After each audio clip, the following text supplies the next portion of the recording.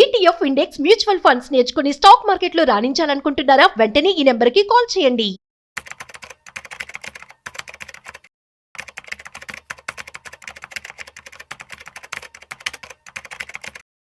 రీసెంట్గా USA company Jain street stock మార్కెట్లో manipulate చేసి చాలా డబ్బులు సంపాదించారట. అసలు వారు ఎటువంటి స్ట్రాటజీని యూస్ చేశారు, ఇది మరి ఈ విషయాన్ని చూసుకొని కామన్ హ్యూమన్ బీయింగ్ ఇన్వెస్ట్మెంట్ చేయాలి అంటే ఎటువంటి జాగ్రత్తలు తీసుకోవాలి, ఈ విషయాలు మనతో చెప్పడానికి ఇవాళ మనతో స్టాక్ మార్కెట్ ఎక్స్పర్ట్ గిరిబాబు గారు ఉన్నారు. వారి మాటల్లో మరింత సమాచారం అడిగి తెలుసుకుందాం. హాయ్, హలో, నమస్తే, వెల్కమ్ టు సుమన్ టీవీ. నేను మీ Rajeev Pasupuleti. Let's start. Hi sir, నమస్తే. నమస్తే అండి sir. Jane Street Group. Jane Street Group. వీళ్ళు చేసేటువంటి మానిపులేషన్ గురించి అసలు ఏమంటారు, అసలు ఏం జరిగింది? రీసెంట్ గా మనము న్యూస్ చూసాం కదా. జైన్ స్ట్రీట్ గ్రూప్ వాళ్ళు ఏం చేశారంటే సింపుల్ అండి, మార్కెట్ లో ఉండే ట్రెండ్ ని వాడుకొని అండ్ కామన్ ఇన్వెస్టర్స్ కి ఉండే ఎమోషన్స్ ఉంటాయి కదా, buying selling emotions, quick money చేయాలని ఎమోషన్స్ ఉంటాయి కదా, దాన్ని వాడుకొని విపరీతంగా డబ్బు కొల్లగొట్టారు. యాక్చువల్ గా సెబీ నార్మ్స్ ప్రకారం, రూల్స్ ప్రకారంగా ఇది తప్పు, అలా చేయకూడదు. ఓకే, మనం నార్మల్ గా మోనోపోలిస్టిక్ యాక్ట్ అనుకుంటుంది ఇండియాలో. అంటే ఏ ప్రొడక్ట్ కూడా మనం మోనోపోలీ చేయకూడదు, ఇంకొకరికి అవకాశం ఇవ్వాలి. This is what exactly SEBI says. అది నిజం కూడా. మనం సమాన అవకాశాలు ఇవ్వాలి, సమాన అవకాశాలు సృష్టించబడాలి, అందరికి సమానత్వంగా ఉండాలి. అది మన ఇండియన్ నైజంలోనే ఉంది అది కదా, మన సమానత్వం అనేది. వీళ్ళు ఏం చేశారంటే, ఇప్పుడు మీకు దాన్ని క్లుప్తంగా ఎక్స్ప్లెయిన్ చేస్తాను. ఇప్పుడు నార్మల్ గా స్టాక్ మార్కెట్ లో హైయెస్ట్ వెయిటేజ్ ఉండే segment banking and financial services, BFSI. మన స్టాక్ మార్కెట్ లో మోర్ దెన్ 32% వెయిటేజ్ ఉంటుంది ఈ ఇండిసెస్ కి. మీకు బ్యాంక్ నిఫ్టీ అనే ఒక ఇండెక్స్ కూడా ఉంది. మీకు నిఫ్టీ కంటే చాలా బీభత్సంగా మూమెంట్స్ ఉంటాయి అందులో. ఇక మన F&O క్లోజింగ్ డేస్ అయితే, last day of the closing నాడైతే అది చాలా వోలటైల్ గా ఉంటుంది. మీకు పుట్ ఆప్షన్స్ ₹2 ₹200 అవుతాయి, ₹2 కూడా అవుతాయి. అంత వోలటైల్ చూస్తాం. దీనికి డే కూడా అక్కర్లే, 1 అవర్ చాలు. నేను చూసాను నా కళ్ళతోటి. ₹2 అవుతుంది ఆప్షన్స్, ₹2 కూడా అవుతుంది ఆప్షన్స్. ఇలా జరుగుతాయి. అయితే వీళ్ళు ఏం చేసేవాళ్ళు అంటే, వీళ్ళ దగ్గర విపరీతంగా డబ్బులు ఉన్నాయి. ఆ డబ్బులతోటి ముందుగానే పంపింగ్ చేసి క్యాష్ మార్కెట్ లో ఈ బ్యాంక్ నిఫ్టీని ఏదైతే ఇన్ఫ్లుయెన్స్ చేస్తాయో ఆ స్టాక్స్ కొనేసేవాళ్ళు విపరీతంగా. దాంతో ఒకే రోజు మీరు చాలాసార్లు గమనిస్తే బ్యాంక్ నిఫ్టీ ఒకే రోజు విపరీతంగా మూవ్ అవుతుంటుంది అప్ సైడ్. మూవ్ అవుతుంటే వీళ్ళు ఏం చేస్తారు, టెక్నికల్ అనలిస్ట్ అందరూ కూడా, అరే బ్యాంక్ నిఫ్టీ పలానా లెవెల్ క్రాస్ అయింది, పైకి వెళ్తోంది కనుక పాజిటివ్ బజ్ ఉంది మార్కెట్ అని చెప్పేసి వీళ్ళు కొంటూ ఉంటారు. కాల్స్ కొనేస్తూ ఉంటారు, క్యాష్ మార్కెట్ కొనేస్తూ ఉంటారు, అందరు కొనేస్తూ ఉంటారు. కొనేయడం వల్ల ఈ పుట్ ఆప్షన్స్, F&Oలో ఆప్షన్, ఓ అంటే ఆప్షన్స్ లో పుట్ ఆప్షన్ అంటే, పుట్ ఆప్షన్ ఏమవుతుందంటే మార్కెట్ పెరుగుతున్నప్పుడు చాలా తగ్గిపోతుంటది పుట్ ఆప్షన్. మన మార్కెట్ పెరుగుద్ది అంటేనేమో కాల్ కొనాలి, పడిపోతుంది అంటేనేమో పుట్ కొనుక్కోవాలి. Put buy or call buy. అయితే ఇక్కడ మార్కెట్ లో వాళ్ళు ఆల్రెడీ క్యాష్ మార్కెట్ కొంటున్నారా, ఒకరిని చెప్పాలంటే రిగ్గింగ్ చేస్తున్నట్టే, విపరీతంగా పైకి తీసుకుపోతున్నారా, ఆటోమేటిక్ గా BFSI ఇండెక్స్ పెరుగుతుందా, మీకు ఆ BSFI పుట్ వెళ్తుందా, తగ్గిపోతుంటది, చాలా మినిమం లెవెల్కి వచ్చేస్తుంది. రాగానే వాళ్ళు ఈ లెవెల్లో విపరీతంగా పుట్స్ బై చేసేస్తా ఉంటారు ముందే, చాలా తక్కువ ప్రైస్ లో బై చేసేసి ఇక మార్కెట్ పైకి వెళ్ళిపోయింది కదా, ఒక్కసారి వాళ్ళ క్యాష్ పాయింట్స్ అన్ని ఆఫ్లోడ్ చేస్తూ ఉంటారు, పైన అమ్మేస్తూ ఉంటారు. అంటే ముందు వాళ్ళే ఆర్టిఫిషియల్ బయింగ్ క్రియేట్ చేశారు, ఆర్టిఫిషియల్ గా పైకి తీసుకుపోయారు. ఆర్టిఫిషియల్ కాదు, కొనేస్తుంటారు నిజంగా వాళ్ళే, కొనేసి పైకి తీసుకుపోయేసి ఇంకా అందరు కూడా ఇది కన్ఫర్మ్డ్ బయింగ్, పెరిగిపోతుంది, ఇక్కడ నుంచి ఇంకా పైకి పోతుంది. టెక్నికల్స్ చెప్తూ ఉంటాయి కదా, టెక్నికల్ చార్ట్ ఏంటి, ఏం జరుగుతుందో చూపిస్తూ ఉంటుంది. అక్కడ ఈ లెవెల్ దాటితే పైకి పోతుంది, ఈ లెవెల్ దాటితే పైకి పోతుంది అనేది ఉంటారు, కానీ ఇక్కడ ఫండమెంటల్స్ ఏమి ఉండవు అక్కడ.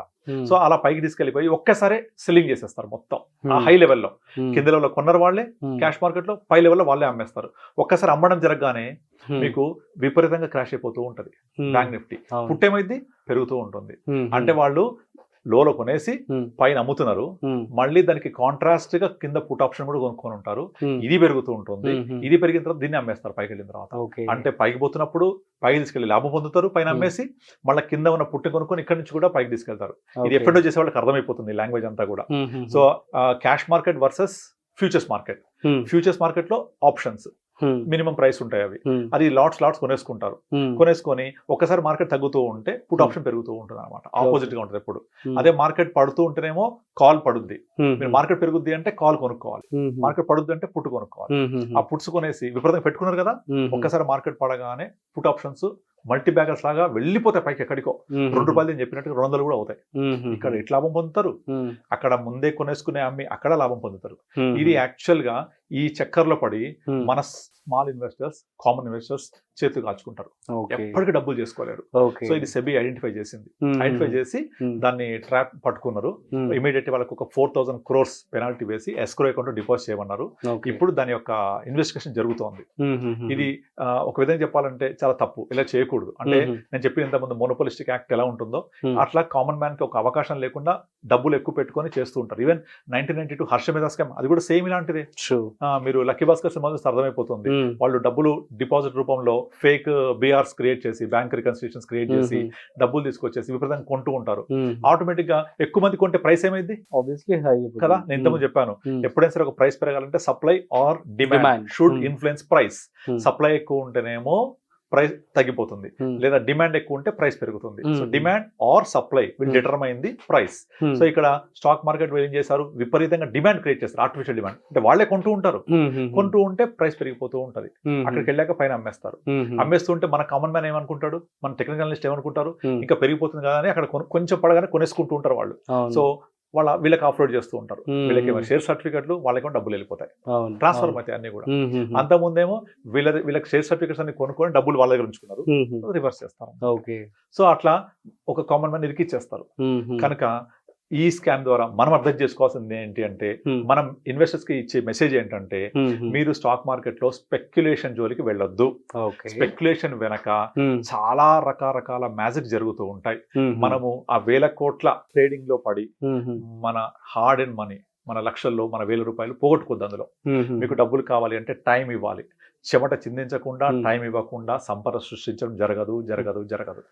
సో కనుక మీరు స్పెక్యులేషన్, ట్రేడింగ్ జోలికి వెళ్ళొద్దు నాకు చెప్తూ ఉంటారు. మరి ఇప్పుడు ఎవరైతే ఇప్పుడు ఈ స్కామ్ చూసారు, భయం వేస్తుంది కదా పెట్టుబడి పెట్టాలంటే.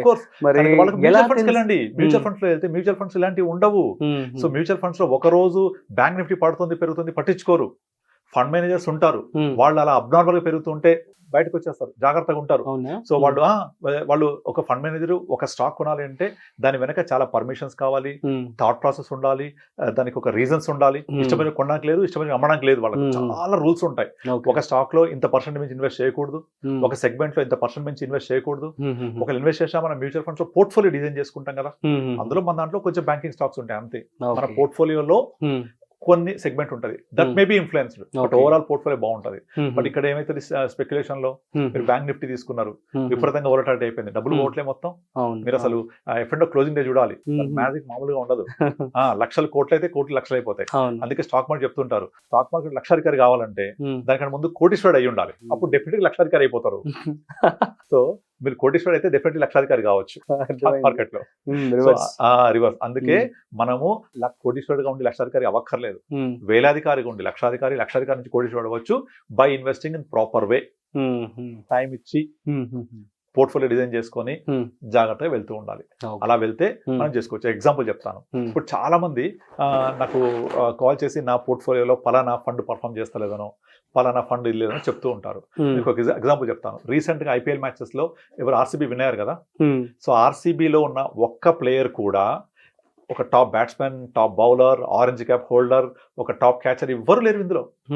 ఆ లిస్ట్ అంతా వేరే టీమ్స్ నుంచి ఉన్నారు, గమనించారా మీరు? Top batsmen, top player, top wicket keeper, top catcher, top wicket taker, అందరూ డిఫరెంట్ టీమ్స్. ఒక్కరు కూడా ఆర్సీబీ వాళ్ళు లేరు. ఆర్సీబీ కప్పు గెలిచింది, టీమ్ ఎఫర్ట్. సో అలాగే టీమ్ ఎఫర్ట్ ఎప్పుడు కూడా విన్ అవుతుంది. మన టీం ఎలా ఉంది, మనం విన్ అయ్యామా లేదా. అందుకే మీ పోర్ట్ఫోలియో అని చెప్తుంటాం అందరికి. ఆ పోర్ట్ఫోలియో కన్స్ట్రక్ట్ చేసుకొని బెటర్ గా మనం ఇన్వెస్ట్ చేసుకొని, అన్ని కేటగిరీస్ ఉండాలి మన దగ్గర. ఒక స్మాల్ క్యాప్, ఒక మిడ్ క్యాప్, ఒక బ్యాంక్ ఫండ్, ఒక లార్జ్ అండ్ మిడ్ క్యాప్, ఒక లార్జ్ క్యాప్, ఇలా పోర్ట్ఫోలియో కన్స్ట్రక్ట్ చేసుకొని మనం మార్కెట్ లో ఇన్వెస్ట్ చేసుకొని మ్యూచువల్ ఫండ్స్ ద్వారా తప్పకుండా మీరు లాంగ్ టర్మ్ లో కోటీశ్వరుడు అయిపోవచ్చు. సింపుల్ 15,000 రూపాయలు 15 సంవత్సరాల పాటు ఇన్వెస్ట్ చేస్తూ పోతే 15% రిటర్న్ వచ్చిందంటే 1 crore అయిపోయినట్టే.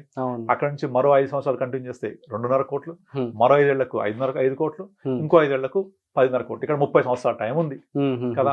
అంటే 30 years వ్యక్తి స్టార్ట్ చేసి ఒక 30 years 60 years రిటైర్ అయిపోయేప్పటికి 10.5 crores వచ్చేస్తుంది కదా. లేదు అంత టైం ఇవ్వలేను నేను, అంత టైం ఉండదు నాకు, అంత టైం కుదరదు అంటే సారీ, తప్పకుండా చేతి కాల్చుకోవాల్సిందే. ఇంతకుముందు చెప్పినట్టుగా చెమట చిందించకుండా, టైం ఇవ్వకుండా సంపద సృష్టించబడదు. Thank you so much. So guys, అర్థమైంది కదా. సో మరి ఇన్వెస్ట్మెంట్ చేసే ముందు జాగ్రత్తగా పెట్టుబడి పెట్టుకోండి. అండ్ మీకు కనుక ఏమైనా డౌట్స్ ఉన్నట్లయితే సో కింద డిస్ప్లే అవుతున్నటువంటి నెంబర్కి మీరు కాల్ చేసి గిరిబాబు గారితో మాట్లాడి మీ డౌట్స్ మీరు క్లారిఫికేషన్ చేసుకోవచ్చు. That's it. మరొక ఇంట్రెస్టింగ్ కాంటెంట్తో మళ్ళీ కలుద్దాం. అంతవరకు చూస్తూనే ఉండండి Suman TV. This is Rajeev signing of.